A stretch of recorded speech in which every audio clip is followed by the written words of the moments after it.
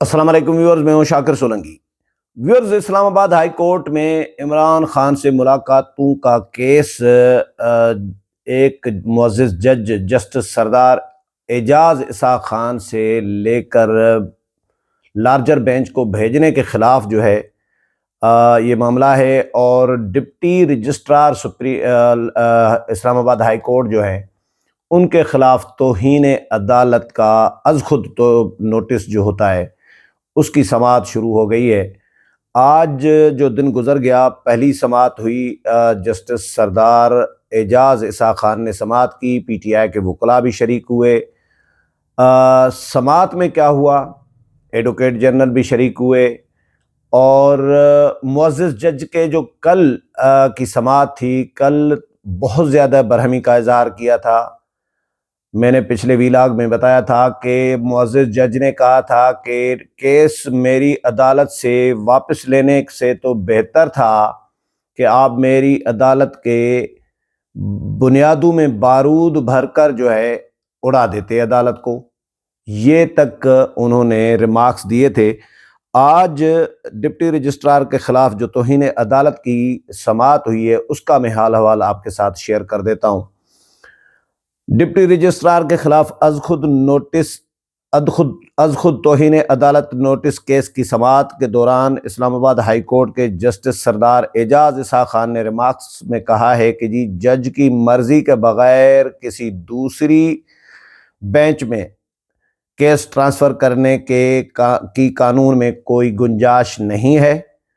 اسلام آباد high court کے justice سردار اعجاز اسحاق خان نے کیس کی سماعت کی، پی ٹی آئی کے وکلاء اور ایڈوکیٹ جنرل عدالت کے روبرو پیش ہوئے۔ سماعت شروع ہوئی تو عدالت نے استفسار کیا کہ کیا اس درخواست کو نمبر لگ گیا ہے۔ ایڈوکیٹ جنرل نے دلائل دیتے ہوئے کہا کہ کل عدالت نے دل کی باتیں کی اور ہم نے سنی، آج مجھے موقع دیں میں بھی دل کی باتیں کر لوں۔ ایک ہی سوال ہے کہ کیا مشال یوسف زئی بانی پی ٹی آئی کی وکیل ہیں یا نہیں ہیں؟ اس سوال سے یہ ساری صورتحال پیدا ہوئی ہے۔ عدالت نے استفسار کیا کہ سوال یہ ہے کہ آیا ایک بینچ سے کیس اس طرح منتقل ہو سکتا ہے یا نہیں؟ ایڈوکیٹ جنرل نے کہا کہ کل آپ نے کہا تھا کہ میں انصاف نہیں دے سکتا تو مجھے بیٹھنا نہیں چاہیے، مجھے بھی آج دل کی بات کرنے دیں۔ نیاز اللہ نیازی خود عدالت میں موجود تھے، انہیں خود عدالت کو بتانا چاہیے تھا۔ نیاز اللہ نیازی نے خود کہا کہ مشال یوسف زئی ہماری وکیل نہیں ہے۔ عدالت سے استدعا ہے کہ نیاز اللہ نیازی صاحب کو عدالت میں بلا کر پوچھ لیں۔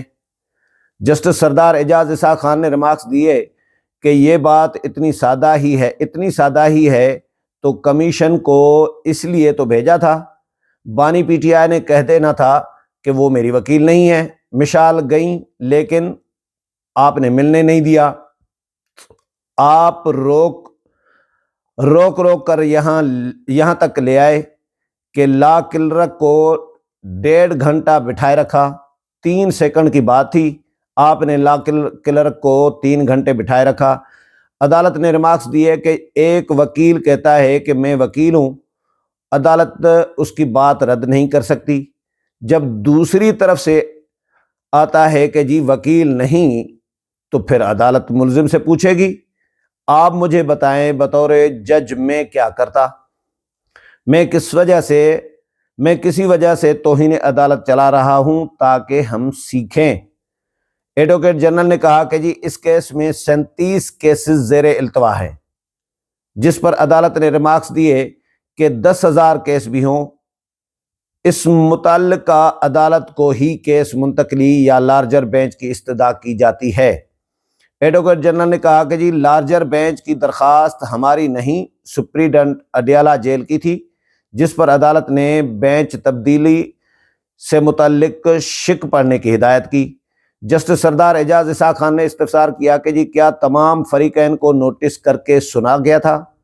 ایڈوکیٹ جنرل اسلام آباد نے بتایا کہ نوٹس نہیں گیا، کیس منتقلی کی درخواست آئی تھی۔ عدالت نے ریمارکس دیتے ہوئے کہا کہ جس قانونی نقطے کے تحت درخواست آئی، آرڈر خود کہتا ہے کہ درخواست اس کے تحت نہیں دی جا سکتی۔ آرڈر کے مطابق درخواست گزار نے اپنی استدعا پر زور نہیں دیا، لیکن اس کے باوجود استدعا مان بھی لی گئی۔ جسٹس سردار اعجاز اسحاق خان نے ریمارکس دیے کہ جج کا احتساب عوام کرتی ہے، جج کا احتساب کوئی اور نہیں کرتا۔ اس کارروائی کا مقصد لوگوں کو آگاہی دینا ہے۔ اس کارروائی کا مطلب ہائی کورٹ کو مزید شرمندہ کرنا نہیں۔